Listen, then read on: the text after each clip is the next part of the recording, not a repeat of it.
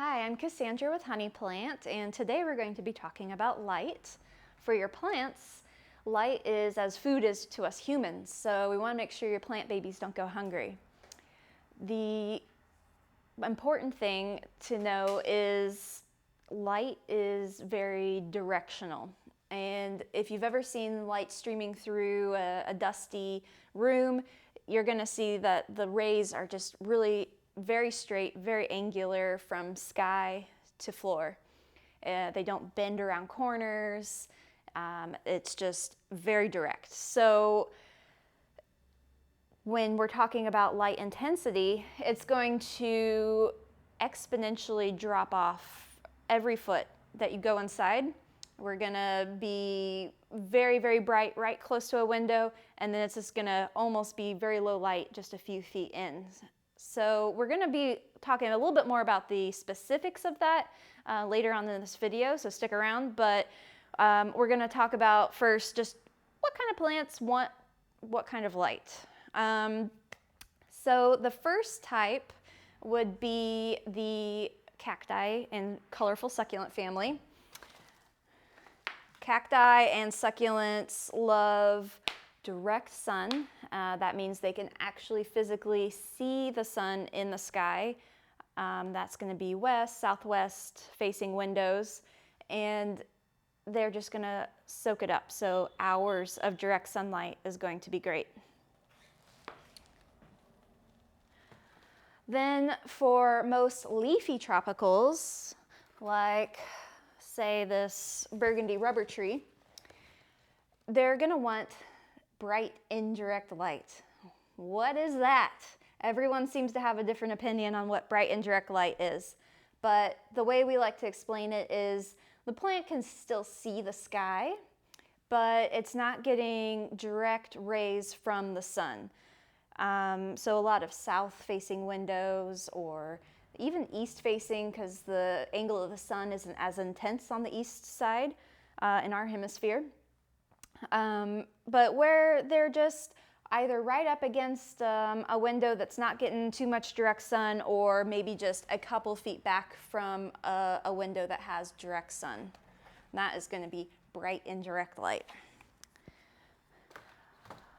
There are plants that tolerate lower light, and those are going to include plants like snake plants. There's also ZZ plants, aglaonemas, aspidistra, and those can go a lot further in your house without having any issues as far as getting weak without the intensity of light that they would get from being close to a window. That doesn't mean that they don't need no natural light, though. You still need to make sure they have some natural light coming in nearby, and again, we'll demonstrate this here shortly. But plants like the snake plant, they can tolerate and absorb light from further distances away, and those are the ones that you can really play around with in the interior of your home away from the windows.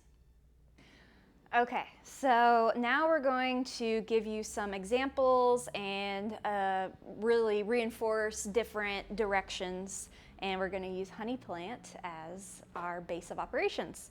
So first, direct sunlight. That is going to be in a southwest or truly west-facing window.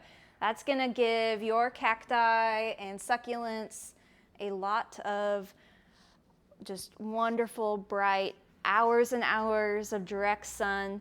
They're going to absorb that. They're not going to get their little cone heads, which is called etiolation, and means they're searching for light, and they're getting weak and flimsy if they're not close enough to that really bright, intense window. So these cacti have direct access. I can't even look out this window right now, but they have direct access to the sun, and those light rays are going direct from the sun right into the cells for photosynthesis. Now, as we walk a little bit away, do keep in mind our windows are almost floor to ceiling, and a lot of our houses have much shorter windows or much fewer windows. So for you, walking into bright indirect light might only be a few feet in if you have a west-facing window. But say for us, we're gonna come over here and we've got these big old monsteras and they are just eating up that bright indirect sunlight, and they can see the sky, but they're not getting too much direct sun. And even a little bit of the direct sun that's hitting them is just, it's bouncing off a lot of things. So it's bouncing off the walls, it's bouncing off the floor, and not a whole lot of it is actually hitting the leaves of the plant anymore. So bright indirect can be a south-facing window. Still can be a little intense in south though, so make sure you're evaluating how hot that window gets in the afternoon, especially in the summer. But it could also be an obstructed west window, meaning maybe you have a few trees or you have an awning over the top and it's blocking some of that direct sun. It could even be east facing. Generally, again, the sun is not as intense in the morning just because of the tilt of our hemisphere on the earth. And maybe north facing. North facing can be a little iffy for some of our leafy tropicals because at no point does it ever get direct sun coming through.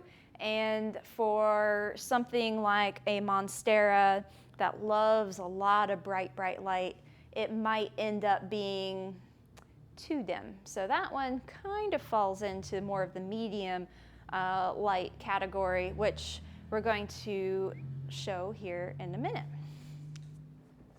Okay, so now we're further into the shop. And as you can see, we've got a little bit of window light over here. This is a little bit more east facing, but we are a good 5 to 6 feet away from that. And this would be considered pretty low, gentle light. Plants like the calatheas, they like good, gentle light, and they typically are found in places where they're living underneath other plants. Other plants that would handle this kind of lower light would be the ZZ plants, Aspidistra, snake plants, and this is going to provide them with some amount of natural light that they can still get some of those light particles, but they are not getting super intense rays. So plants that are more delicate like the calatheas or just generally more robust like the snake plants are going to do great in this type of light. And just because you perceive light doesn't mean the plant is going to see that. So if you notice that it's getting just a little bit unhappy, it might be a good idea to switch out plants every once in a while to be closer to window light if they're in a rather iffy spot in your house. Okay, now that we've provided you with a few examples of what the different types of light look like throughout the shop, the last few things we want to talk about are seasonality and supplementing your light.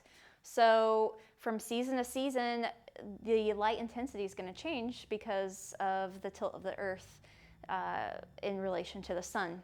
In the wintertime, we're going to have a lot less intense light, and you might have to bring some of those plants that did just fine closer to the interior of your room, a little bit closer to those windows just to get a little extra hours of sunlight throughout the day.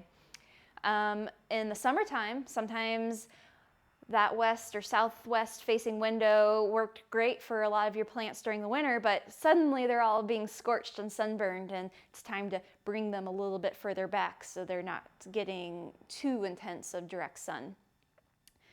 Now, even from season to season or in general, if you have trouble with your plants getting enough light, a great way to fix that problem is to get a grow light. Here at Honey Plant, we sell LED light bulbs from Miracle LED.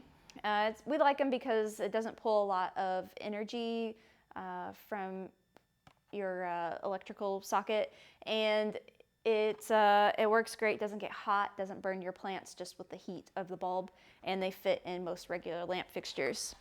That being said, there are a lot of options out there, and you want to keep it within a few feet of your plants. So if you're supplementing your cacti in a window that's just not getting the intensity you like, you'll probably have it just a foot away from your plants.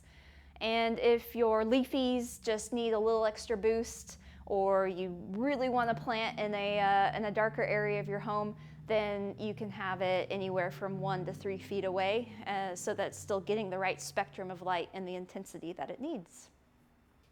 Thank you for watching our demonstration on light today at Honey Plants.